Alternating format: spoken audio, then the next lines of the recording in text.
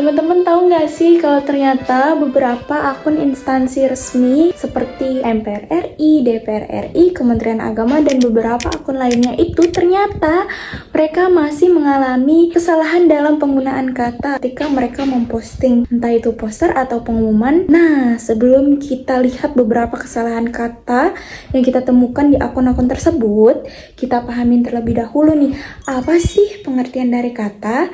Jadi kata itu kan terdiri dari beberapa bagian. Kita dengerin dulu penjelasan dari teman-teman.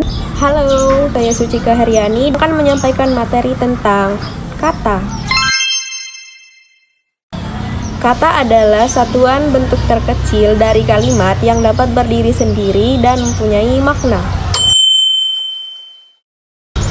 Menurut KBBI, kata adalah unsur bahasa yang diucapkan atau dituliskan, merupakan perwujudan kesatuan dari perasaan dan pikiran yang dapat digunakan dalam berbahasa, serta dapat berupa morfem atau kombinasi morfem yang bisa berdiri sendiri sebagai satuan bahasa terkecil.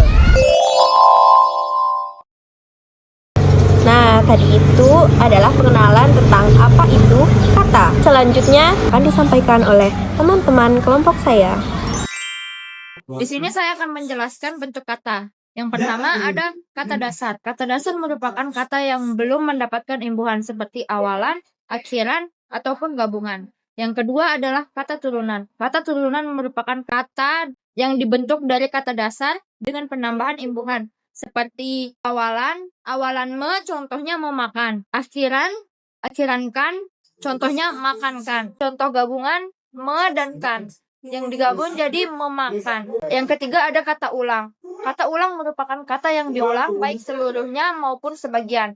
Contohnya adalah anak-anak, rumah-rumah. Itu merupakan contoh pengulangan seluruhnya. Ada lelaki, sesama, itu merupakan contoh pengulangan sebagian. Adapun kata majemuk, gabungan dari dua kata atau lebih yang membentuk satu kesatuan makna yang lain. Contohnya rumah sakit, meja belajar. Adapun pemenggalan kata. Pemenggalan kata adalah aturan yang memisahkan suku kata saat menulis. Ini biasanya digunakan untuk memisahkan kata di akhir baris. Baik, di sini saya akan menjelaskan tentang verb atau kata kerja yang dimana dibagi menjadi dua, ada yang pasif dan ada yang aktif.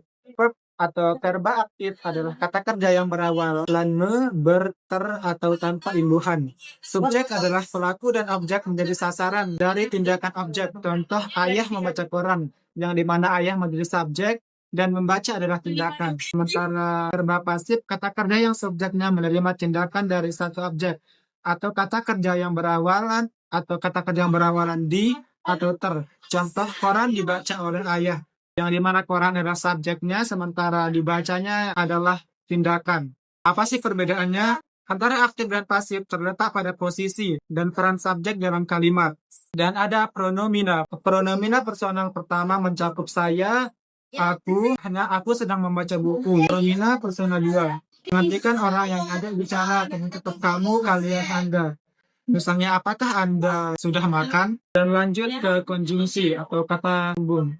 Konjungsi koordinatif menghubungkan dua unsur yang setara dengan gramatikal seperti dan, menunjukkan hubungan penambahan.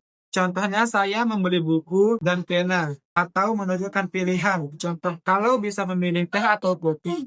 Lanjut, konjungsi korelatif digunakan berpasangan dengan menghubungkan dua unsur yang saling berkaitan seperti baik atau maupun. Dua pilihan yang sama valid. Contohnya, baik kamu maupun saya sama-sama pintar. Keempat, artikel antara kata sandang, sing, sang, dan digunakan untuk menamai seseorang atau sesuatu yang telah diketahui atau disebutkan sebagainya. Contoh dari si adalah, si Budi tidak masuk sekolah hari ini, merujuk pada orang spesifik. Sedangkan artikel sang digunakan untuk memberikan penghormatan, gelar atau makna agung pada kata benda yang berikutnya.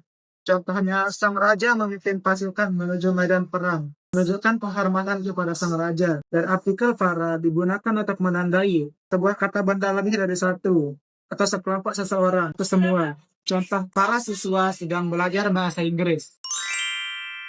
Aslian kata dibagi menjadi 3. Yang pertama, kata baku. Kata baku adalah kata yang sesuai dengan EYD dan KBBI. Yang kedua adalah kata tidak baku.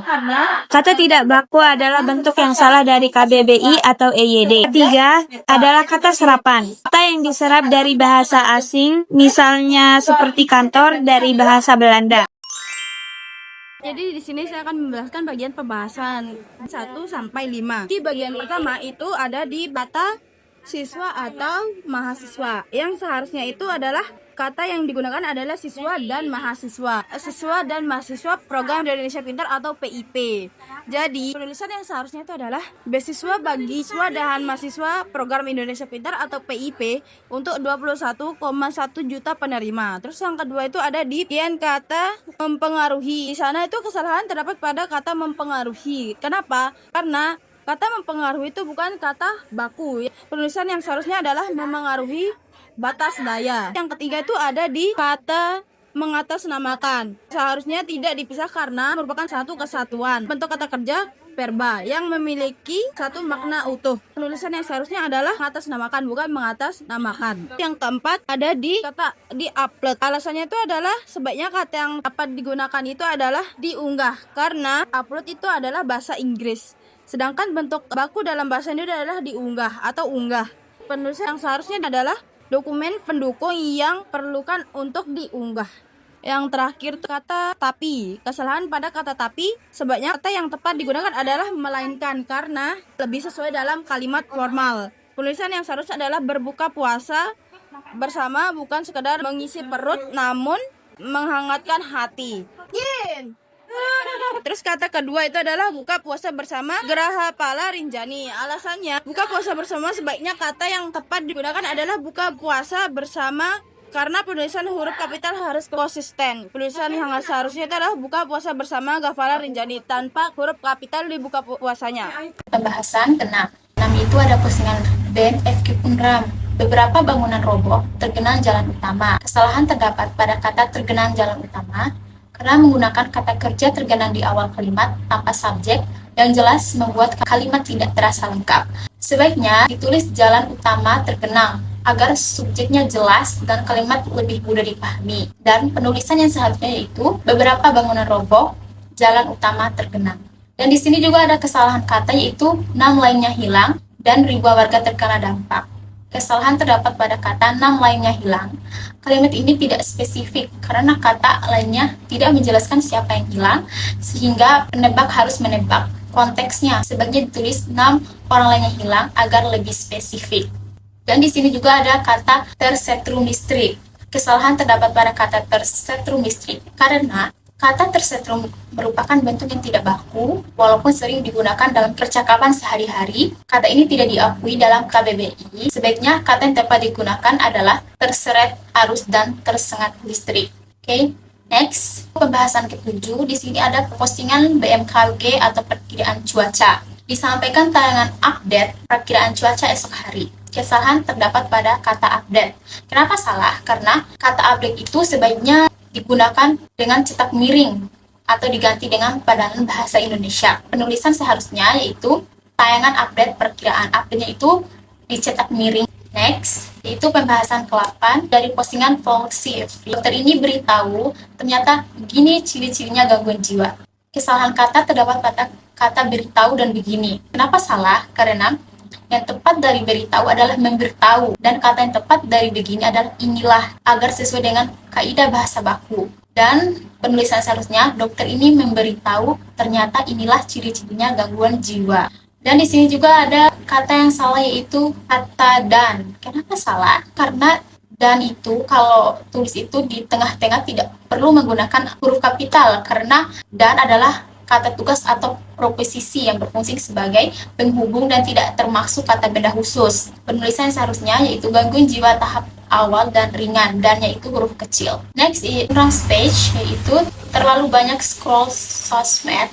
Alasan, kesalahan terdapat pada kata scroll dan sosmed. Kenapa salah? Karena kata yang tepat digunakan adalah sosial media, karena pilihan yang lebih formal membuat tulisan terdengar lebih profesional dan sopan. Bahasa yang lebih baku juga menunjukkan kedewasaan serta perhatian terhadap penggunaan bahasa Indonesia yang baik dan benar. Dan penulisan scroll sebaiknya dimiringkan karena scroll berasal dari bahasa asing. Di sini ada kesalahan yaitu my jacket. Sebaiknya kata yang tepat digunakan adalah menggunakan gawai karena menggunakan istilah baku lebih sopan dan profesional dalam konteks tulisan formal.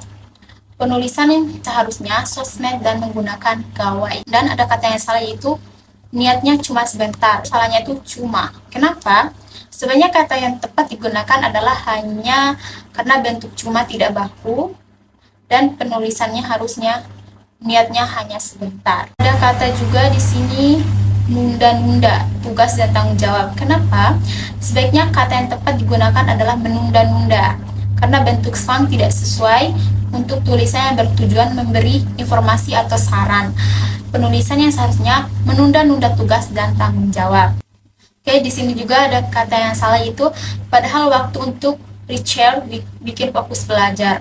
Kenapa salah? Sebaiknya kata yang dapat digunakan adalah mengisi ulang energi karena bahasa baku lebih universal dan mudah dipahami dibandingkan kata serapan yang belum tentu dimengerti semua orang. Di sini juga ada kata salah yaitu drop. Hasil performa drop. Kenapa salah? Sebenarnya kata yang tepat digunakan adalah menurun karena kata drop merupakan serapan dari bahasa Inggris yang masih dianggap tidak baku dalam konteks bahasa Indonesia. Dalam konteks tulisan formal, penggunaan kata baku menurun lebih tepat karena mudah dipahami semua pembaca dan sesuai dengan kaidah bahasa Indonesia. Penulisan seharusnya hasilnya performa menurun.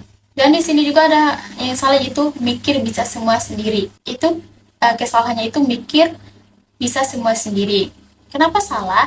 Karena tepat digunakan adalah berpikir, karena kata baku lebih tepat dalam konteks tulisan formal, dan pada kata bisa semua sendiri, sebaiknya adalah bisa melakukan semuanya sendiri agar lebih jelas. Penulisan yang seharusnya itu berpikir, bisa melakukan semuanya sendiri. Dan terakhir yaitu pembahasan 10, ada postingan dari PLN yaitu PLN selalu ada buat kamu dimanapun dan kapanpun. Ada kesalahan kata dimanapun. Sebaiknya kata yang tepat digunakan adalah dimanapun karena kata yang digunakan khusus sebagai kata depan atau proposisi. Maksudnya dimanapun ini disambung harusnya aslinya itu tuh di spasi. Kata proposisi harus ditulis terpisah dari kata yang mengikutinya. Penulisan yang seharusnya PLN selalu ada buat kamu dimanapun itu spasi dan kapanpun. Saya akan menyampaikan kesimpulan dan saran dari kelompok kami. Yang pertama adalah kesimpulan. Berdasarkan kesalahan kata yang sudah kami temukan, dapat disimpulkan bahwa terdapat beberapa kesalahan kata yang ditemukan pada akun Instagram dari beberapa instansi penting, seperti UNRAM, DPR RI, MPR, maupun akun lainnya. Hal ini menunjukkan bahwa meskipun akun-akun tersebut sudah resmi, masih ada kekurangan dalam penggunaan bahasa yang benar atau penulisan yang tepat. Kesalahan semacam ini bisa mengurangi profesionalitas akun-akun tersebut di mata publik. Selain itu, kesalahan kata ini juga berpotensi menimbulkan kekeliruan dari informasi yang disampaikan. Selanjutnya adalah saran. Kami memiliki 4 hal yang dapat dilakukan sebelum memposting sesuatu di media sosial. Yang pertama, lakukan pengecekan dan koreksi setiap konten yang akan diposting di akun resmi. Dan yang kedua, gunakan tim atau ahli bahasa yang mana tugas mereka adalah untuk memeriksa tata bahasa dan ejaan agar pesan yang disampaikan dapat lebih jelas dan tepat. Yang ketiga, manfaatkan aplikasi atau software pengecekan ejaan untuk membantu mengurangi kesalahan penulisan.